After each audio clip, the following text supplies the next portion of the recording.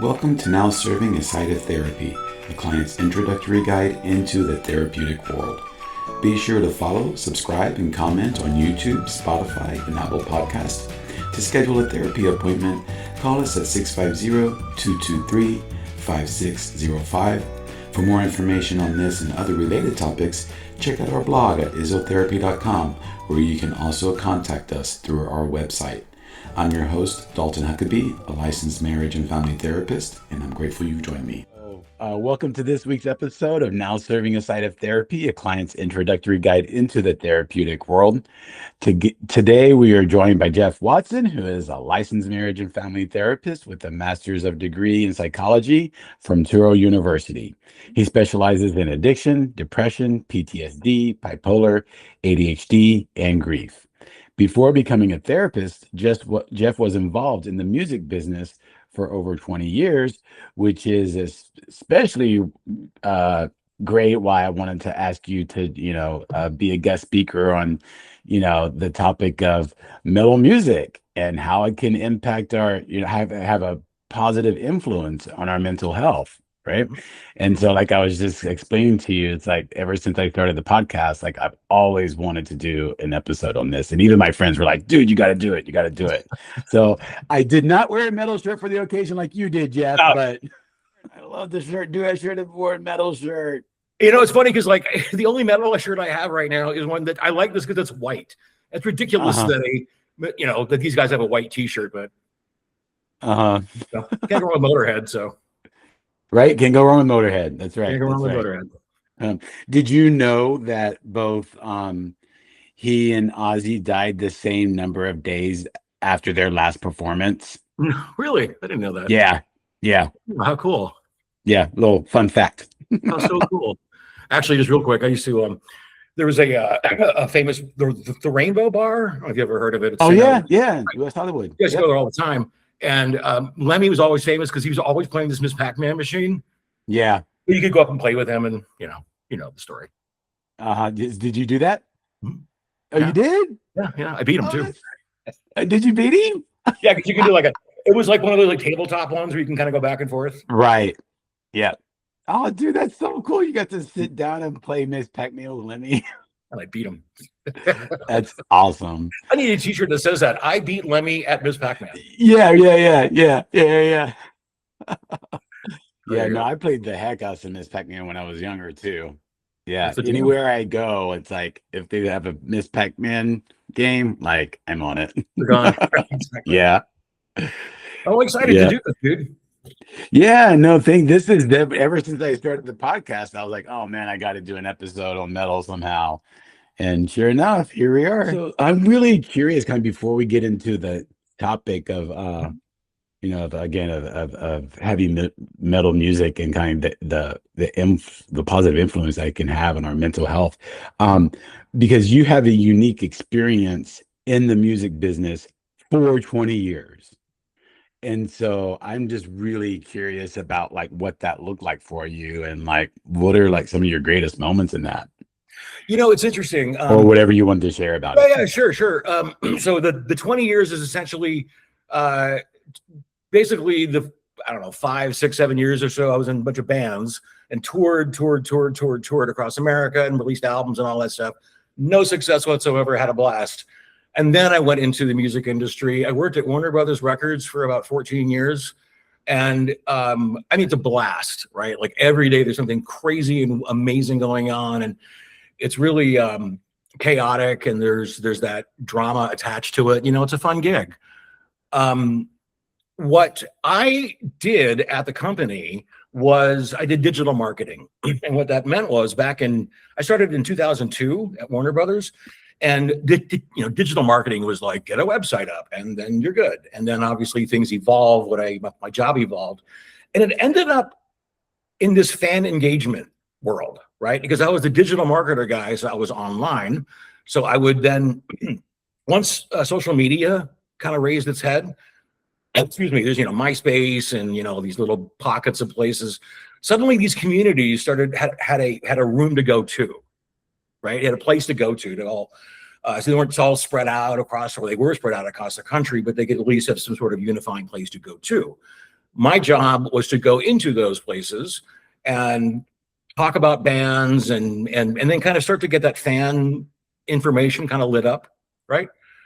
And I did that for a lot of bands. You know, it was either pop bands or hip hop groups or just all kinds of genres, right? So my job really was, again, it's like, hey, fans of Slayer, right? I put out a couple of Slayers or helped on market some Slayers records. So it's like, okay, Jeff, there's going to be a new Slayer album coming out, and it's going to be called Blood something, like everyone else does. And then it's so we want you to help you find the fans. The idea was to always find the fans, let them know that there's a record coming out, right? So I became really good at being able to find the fans, but more importantly, corral the fans, right? And then I became known actually within the communities as like, oh, that's the guy that knows band X and can help with band X. So what ended up happening was it was interesting. It really helped me as a therapist because it gave me this idea and this understanding that of what a community can do, right? And especially with the metal world, and this is what fascinated me because I worked with like Mastodon and Metallica and Disturbed, Avenged Sevenfold, and there was a few other metal, like specifically metal bands, because you know metal lyrics tend to be about rebellion, isolation, and the metal community is a place where the weirdos are accepted and loved, right? Yeah. So I like that aspect of it, and it gave me this understanding of what community means, and now I can take that into my practice. Just overall, the complete importance of it to go find your tribe. Yep. The community and that sense of belonging too, I found, right? Because especially like, have you seen the Iron Maiden documentary that just came out? Okay, so definitely well worth seeing. I was literally like in tears the first third of the documentary because everything that they were playing just took me back to when I was a teenager. And when I was 13 years old, Killers was one of the first cassettes that I bought at a flea market, right? Nice. Along with AC/DC's Back in Black. And I had just moved to California from Texas. And, just like any of us, right, I've got a bit of a, traumatic history when I was a kid, you know what I mean? And so kind of this move to California was almost like, okay, well now like I don't know anyone. Yes, I was with family, right? But I didn't have any friends. I didn't know where I belonged, right? Like you said, kind of like this place for weirdos, right? Like I knew on the inside I maybe felt different. Part of that was being gay, right? There's that too, right? But also this other part was like, if it's in your blood, it's in your blood, and there's no denying it, right? So just kind of feeling this natural gravitation towards, even when I was a kid, like my dad listening to ZZ Top and Leonard Skinner, right? Like, so even as a young kid, I was drawn to kind of rock and roll music.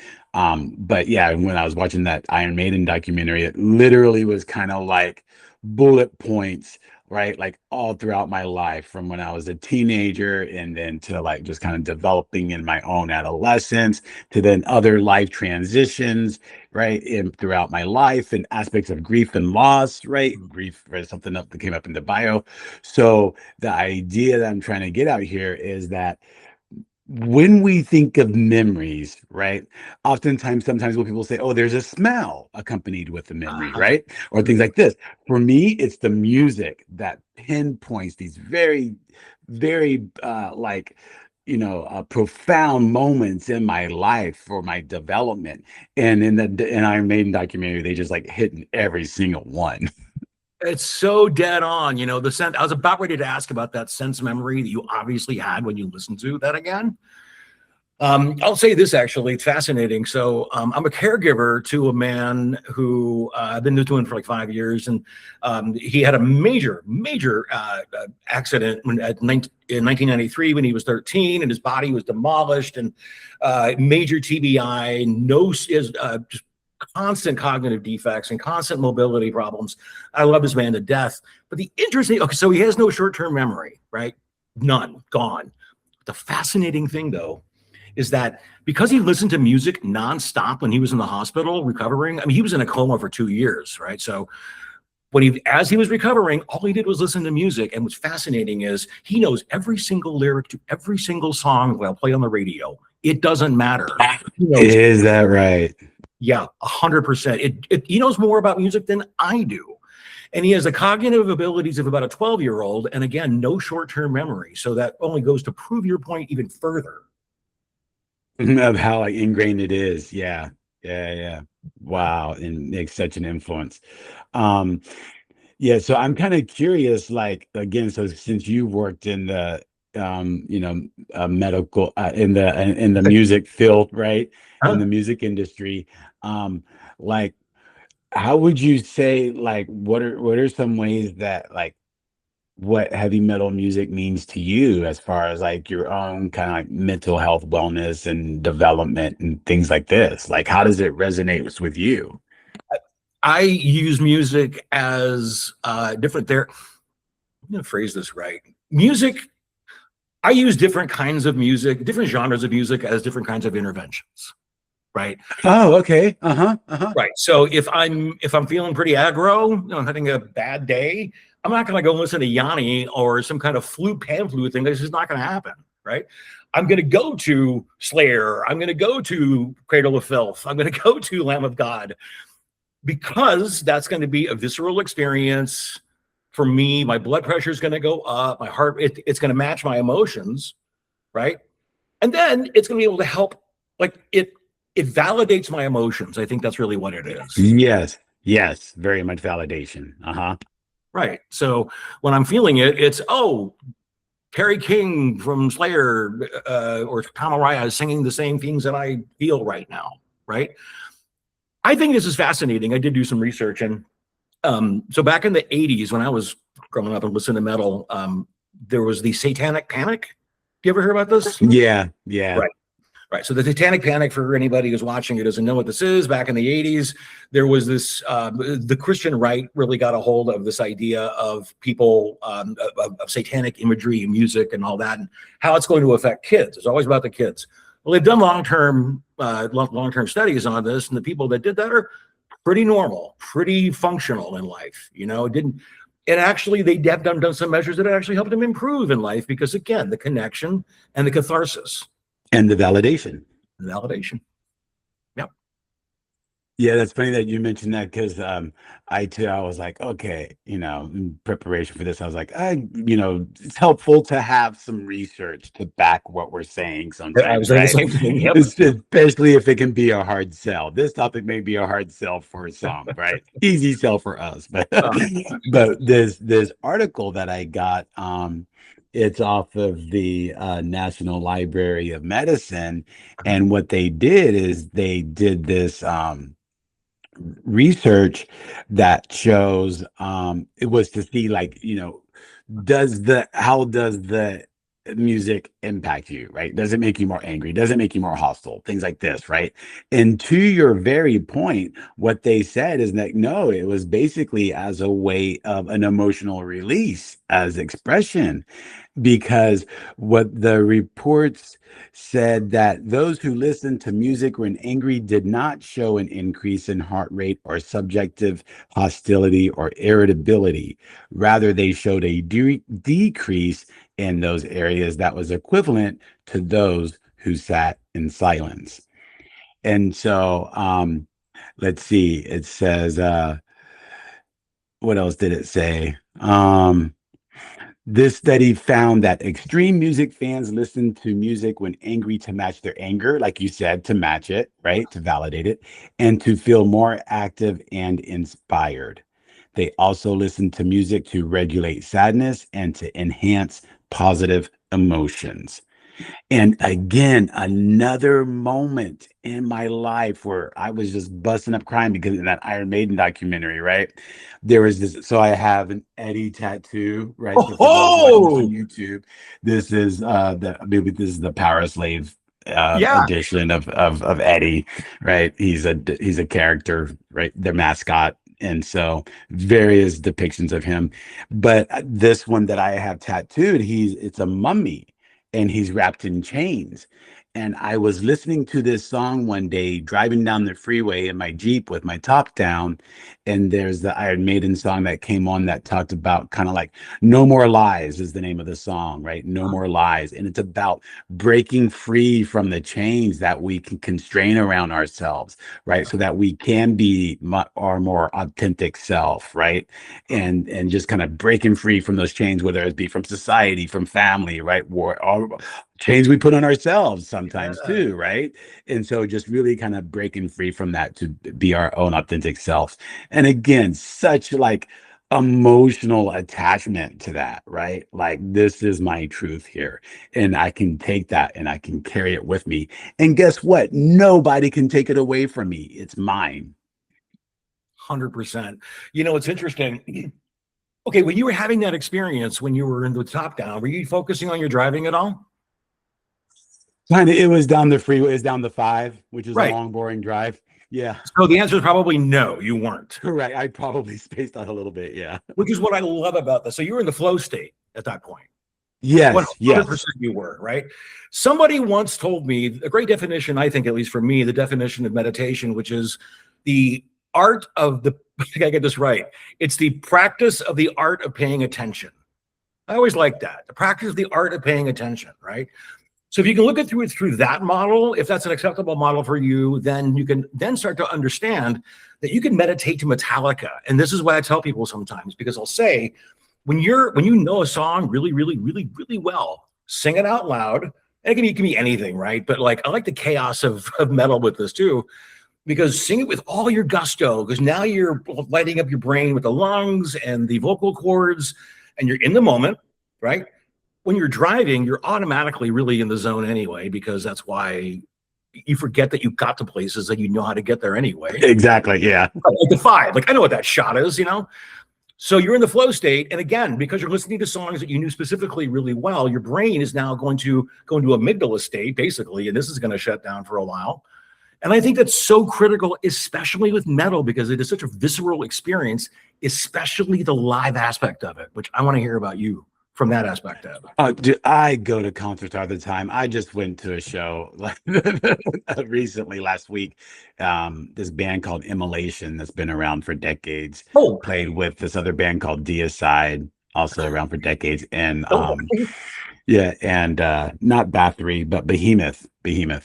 And so yeah, and so but for me, like this is so funny. So in for Deicide, I was rocking out, right? And so then I was outside later on, and this woman comes up to me. She's like, "You're that guy I saw down there." I was like, "Wow, he really likes Deicide." Like, so that just kind of gives you an idea, right?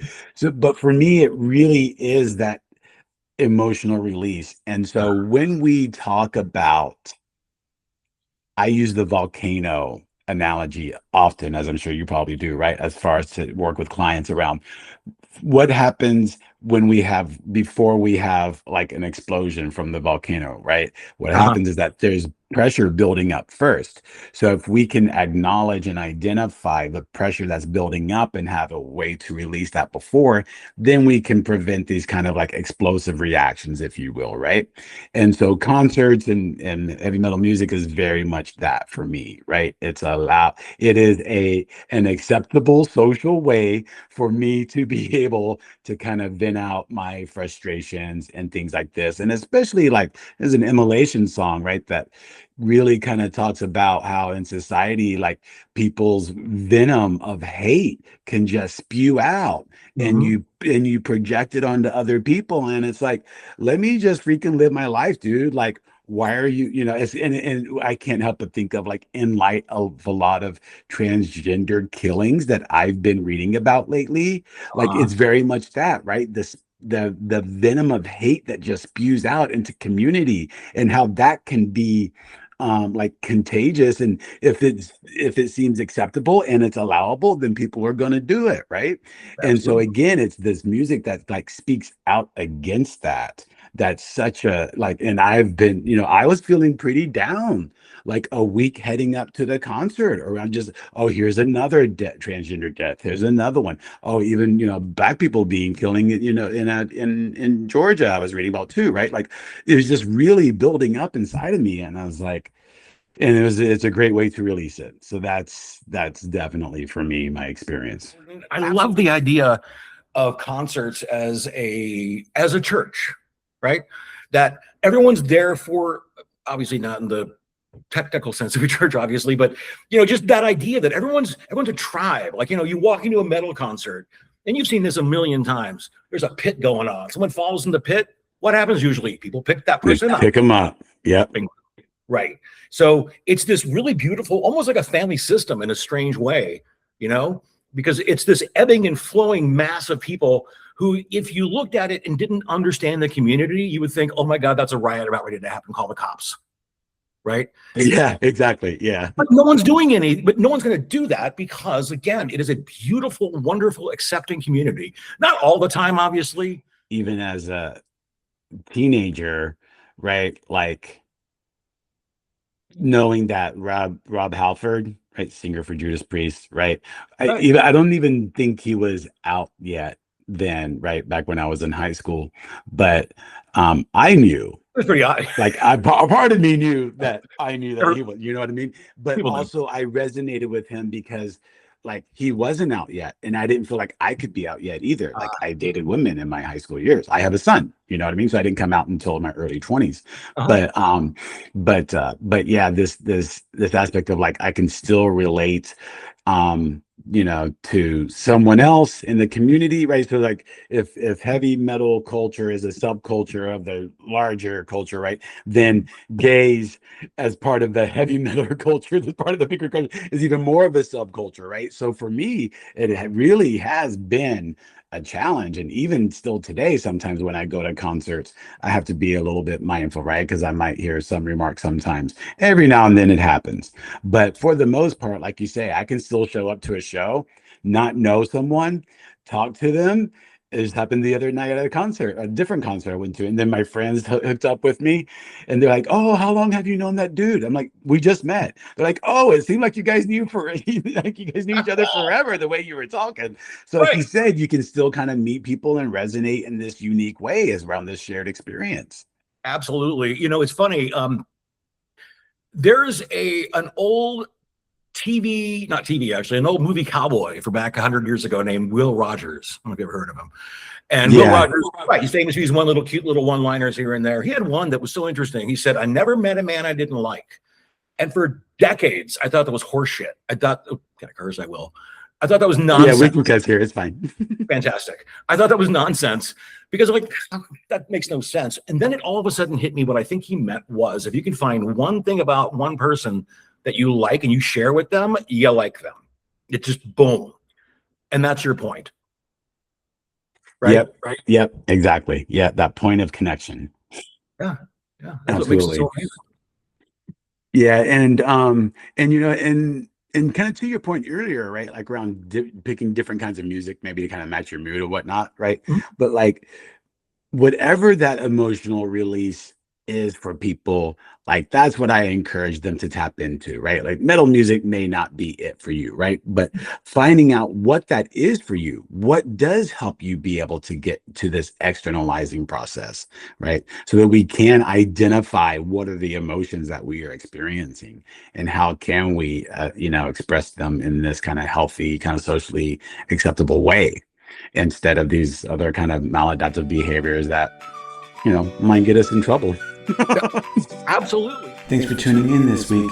Be sure to check out our episode next week as we continue our discussion with Jeff around meaning making through music, building empathy and other values through music, transcendence through music, and even learning about emotions through music.